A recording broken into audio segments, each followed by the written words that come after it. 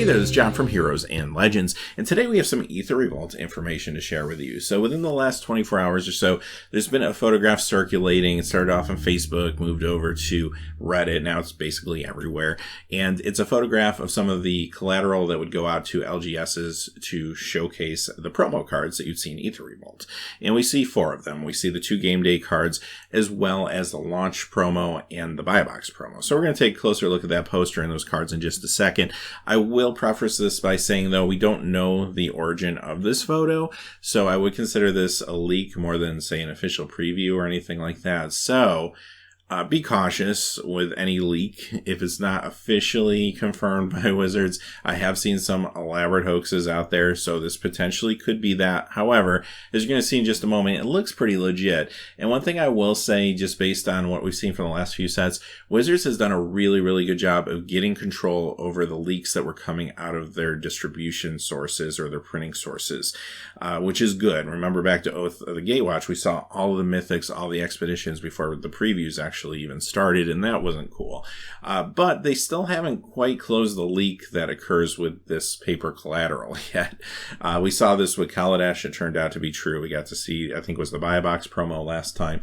So this is happening again, and kind of the same trend. I hope Wizards gets control of it, because honestly, I don't like reporting on leaks. The only reason I'm doing it today is just because this information's out here. And because of that, I think it's important to make sure that the viewers of this channel also have the same information everybody else has. So, having said that, let's go in and take a look at the poster first.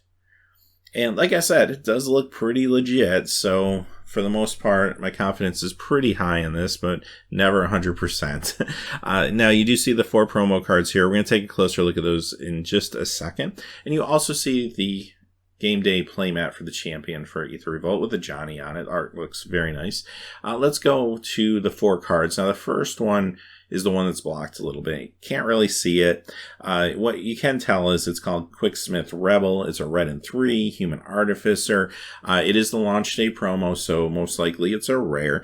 I mean, when you look at the text, you can kind of make out a little bit, but it looks like basically when it comes into the battlefield, target artifact or maybe artifact creature you control gains tap, and then it can tap to do something to a target creature, maybe do damage or something like that. But I don't really want to speculate without being able to see the card. So that's what we know about that one so far. Now the other 3 are a lot cleaner. We can actually read them. The first one is Yahini's Expertise, 2 black and 2 sorcery. All creatures get -3/-3 till end of turn. You may cast the card with converted mana cost 3 or less from your hand without paying its mana cost. So, first off, if you look at the photo, this is the game day promo for the top 8 because it is the rare card, full art. And this is a good one. And this is pretty awesome and is really exciting to see as one of the maybe first cards of the set. First off, yes, -3/-3 till end of turn to all creatures for 2 black and 2. Sure, it's one off of a Languish type effect, right? But still very good against aggro decks. And we do know there is a little bit of an aggro theme from Kaladesh, as well as a token theme, and this is great to combat that type of theme. But where this card gets really interesting is that second part about being able to cast something 3 or less from your hand for free. It almost feels like a maybe slightly watered down version of Cascade, which is fine because Cascade is probably a little too powerful for today's standard. But instead of cascading into something from your deck, you do have to have it in your hand. But if you have something in your hand, I mean, this is all value. I mean, this is phenomenal. You get yourself potentially 7 mana worth of value for 4. That's phenomenal. Also, keep in mind that this works with things like suspend cards. So Ancestral Visions, Living End, for example. These are cards that will work with this. So this could potentially have some implications in other formats other than just Standard. Definitely Modern, maybe even Legacy, Commander, so on. So that's actually very exciting in itself. So yes, it has a place, I think, definitely in Standard. Again, without seeing the rest of the set, of course. And also potentially could see some play, even though it does cost 4 in some of these other Eternal formats or even Modern. So I think this is pretty awesome. Next we have Trophy Mage, a blue and 2 human wizard 2/2.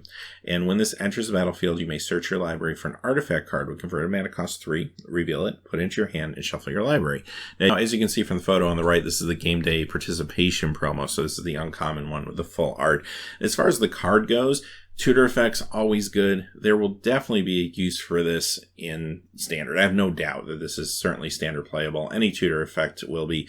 I mean, this one is a little bit tight. It's making you find an artifact that costs 3 to tutor for. So it is a little bit of a narrow scope, but you know there's going to be a fine target out there for it. There's already some good targets, actually, that are out there. But could this cross over in other formats? I mean, it is competing with things like Trinket Mage. There's other cards that do similar things. So I don't know if it's better than what's already out there, quite honestly. But any deck that's looking to tutor stuff up and maybe looking to tutor specifically an artifact that costs 3 up and wants more opportunities to do it, then this could potentially fit into one of those builds. So another pretty exciting card. And finally, we have Scrap Trawler. Cost 3, artifact creature construct, 3/2. And whenever this or another artifact you control is put into a graveyard from the battlefield, return to your hand target artifact card in your graveyard with lesser converted mana cost. So this is kind of similar to the creature, the 1/2 creature that we saw in Kaladesh, but this one's bigger.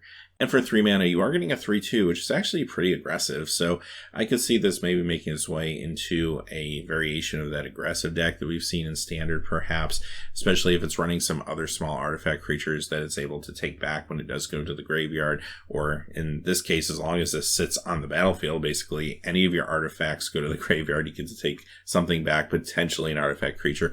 That's actually pretty decent value. So again, another decent card. This one's the Buy a Box promo. So yeah, this is maybe a little more niche. Like the metagame has to be in a certain direction and there has to be a certain deck that's good enough to hang for this to probably be a thing. But again, it's very early, so who knows what the metagame is going to look like. We have a lot more cards to look at from Aether Revolt. So it's hard to make a call like that right now, probably. But the potential's there. It's definitely a decent card, I think, for some aggro decks that are looking to abuse the graveyard a little bit. So having said that, that's the information we have for today. I'm not really expecting to see any more Aether Revolt information, probably for a few weeks.